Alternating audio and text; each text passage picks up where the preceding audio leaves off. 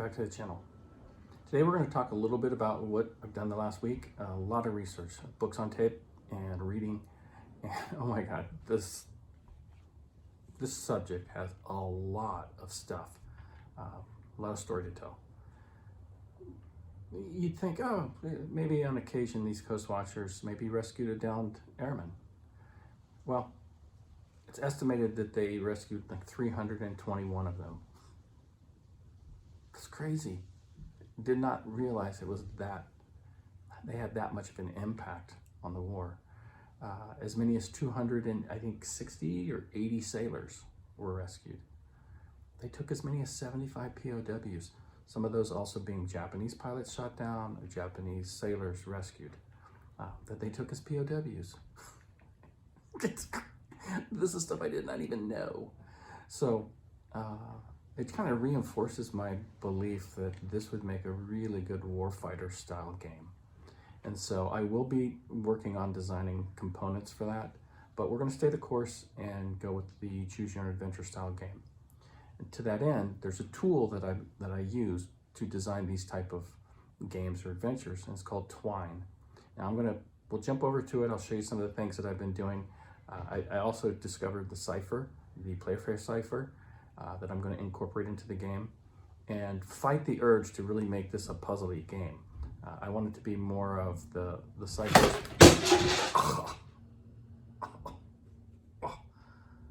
She just jumped off of a box that got launched onto the floor and decided to use my chest to catapult herself onto the deck. Yeah, that kind of hurt. Yeah, she looks all innocent. Anyway, let's jump over to Twine and show you what I've been thinking there and how I'm going to incorporate, at least initially, the Playfair Cipher into the game. Hi guys, here we are in Twine. I've already started doing a little bit of work for my random paragraphs.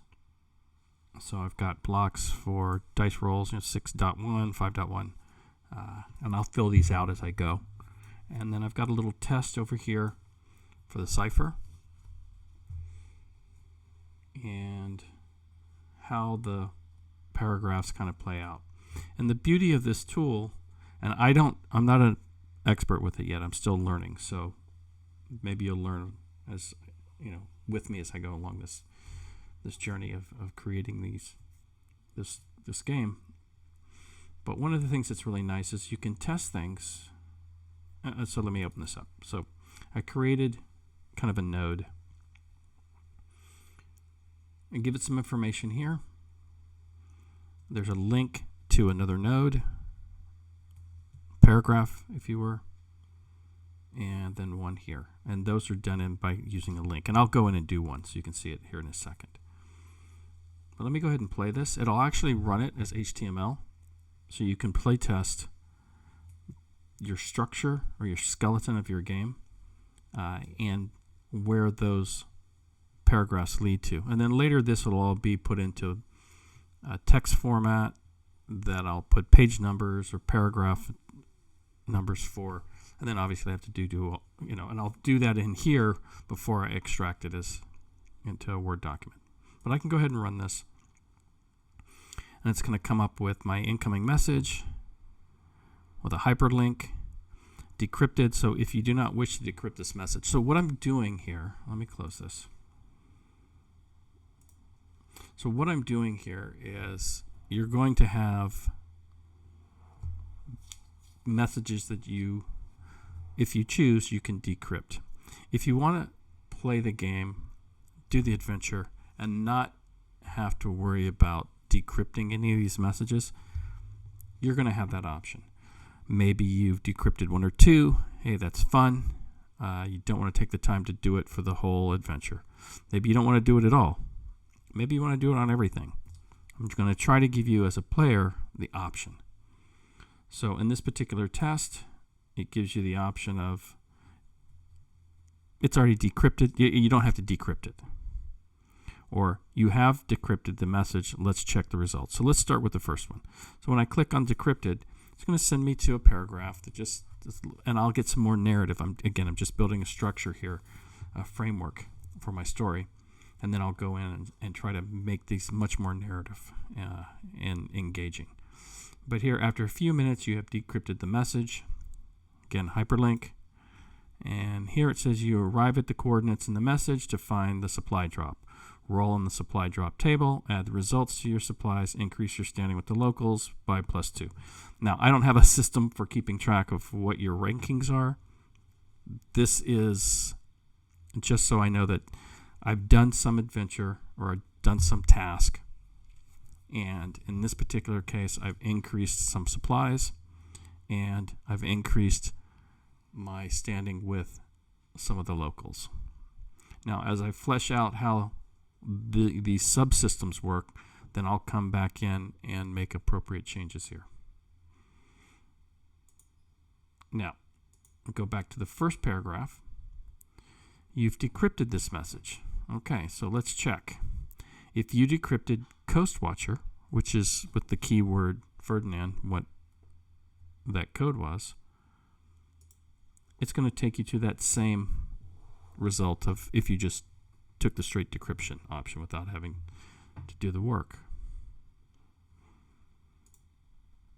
Now, being a solo game, you, as a designer, assume the players are going to, there's a trust factor, right? If somebody wants to,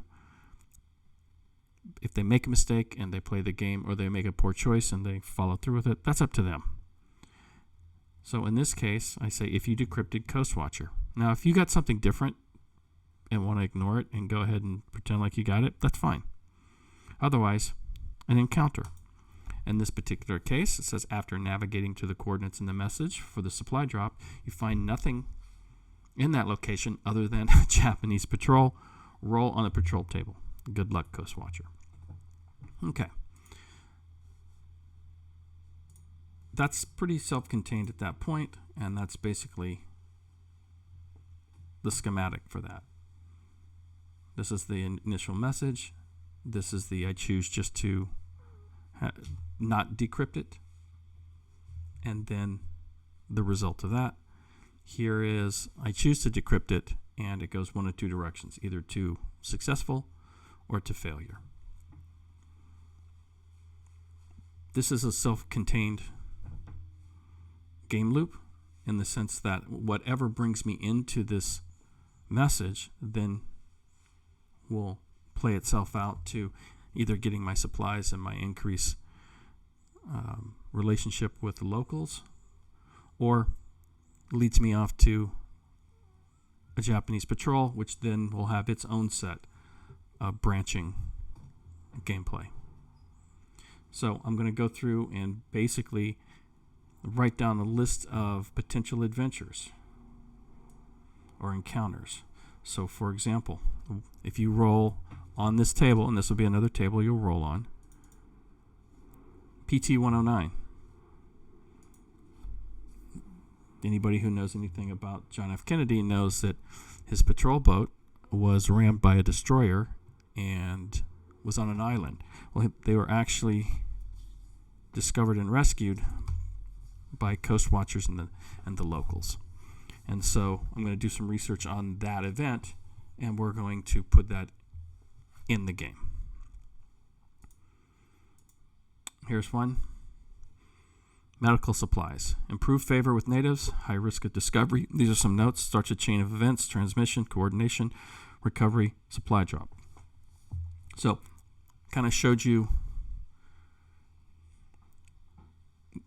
the recovery of the supplies. This kind of, you get the message, right? But there may be some transmission of messages out that might lead to some in. There's some coordination of your forces or your equipment, your resources, whatever those may be, and how I incorporate that into gameplay to go to the recovery drop. So in that scenario, you roll a 1 and a 2 that brings you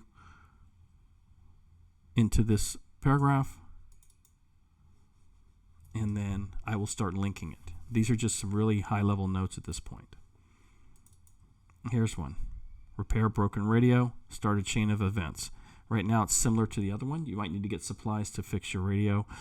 You may have another broken radio that you might be able to salvage parts off of. You may get help from a nearby Coastwatcher. Guadalcanal was a very large island and actually had 3 teams of Coastwatchers on it.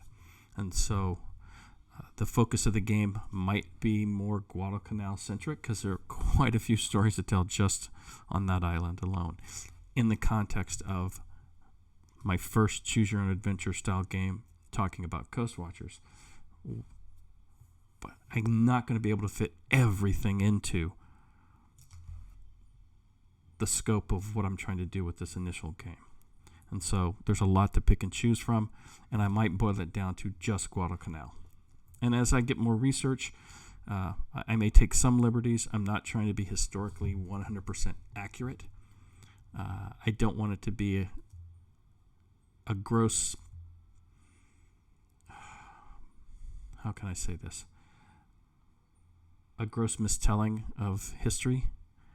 I want it to be historically accurate in some regards, but there might be, like PT-109 may not have come from the Guadalcanal Coastwatchers. And if I do centralize the story around the Coastwatchers on Guadalcanal, and I include PT-109, I'll put a historic note that this didn't actually happen from this particular location, but in gameplay, you'll have that experience of rescuing PT-109, for example, even if you're on Guadalcanal. Give me some feedback on that, because I'm still open to how I want to do that, whether I want to be a little more hardcore on, because there's plenty of stories about what went on in Guadalcanal that I don't even have to put in PT-109 if it didn't come from that island. And that could go into, again, the warfighter-ish version of the design. So, feedback in comments feedback in the comments below. Blah, easy for you to say. Would be greatly appreciated. So, I've got a thought of whenever I roll a 2, 1 through 6 could be an aircraft encounter, such as certain aircraft were discovered, how many, what were the weather conditions, were you successful in getting your transmission out, how accurate was it?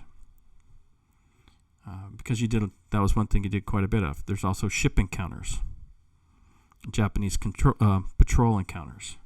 Again, varying it to, do I do it as a table? And does that table then lead you to one of these story arcs? Or is it dice roll? Which we'll see how it's going to come out. I've got rescue missions. Again, I mentioned that there were 321 airmen rescued. 280 sailors, something like that. That's a lot of rescues that these Coastwatchers were involved in. There are stories of missionaries. There's 2 completely different story arcs of one priest who basically formed his own little private army. And I'm not sure if it's the same guy or not. Again, I'm listening and reading to a lot of things, and I don't have all the dots connected. But another father who basically organized a rescue operation where they gathered up, I think, as many as 14 nuns, some Europeans that had been on the islands prior to the Japanese invasions that were also rescued, although they had their own motives. Some of them were willing participants in being rescued, some of them not so much. Very interesting story and potentially a game arc all onto its own, both either or separately, which aren't tied directly into coast watching, but are part of the history, are part of the story, and cooperated in some regards with the Coastwatchers. So, again, there's so much I'm uncovering. But this is where I'm at right now, and you'll see how this kind of plays out in this particular tool. Again, there will be a link in the description if you want to get a copy of Twine. It is free.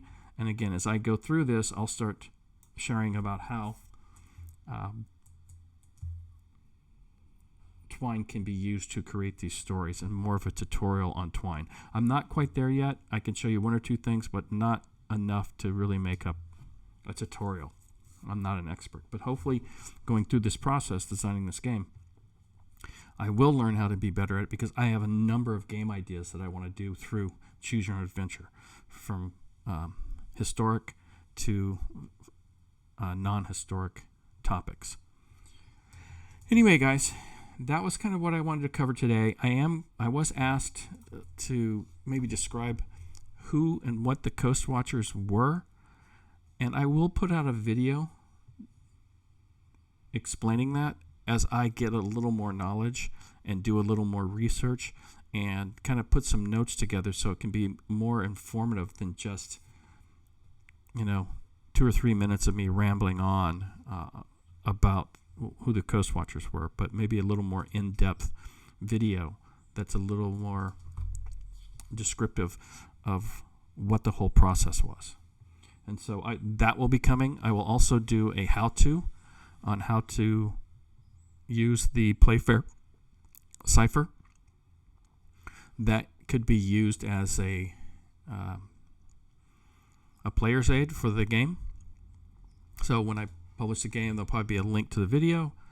And also, if I can describe how to decipher, how to use the decipher in a page or two, will go also into the rule book. So again, I don't want to make this a puzzle game, but I think this just adds so much flavor to actually be able to decrypt messages using the actual cipher that the Coastwatchers used.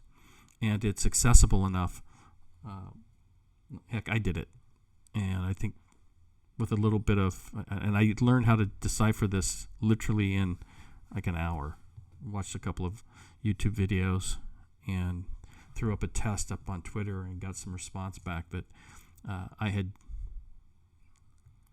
encrypted a word correctly, and then somebody responded with a crypted message that I successfully decrypted with the keyword that they had used.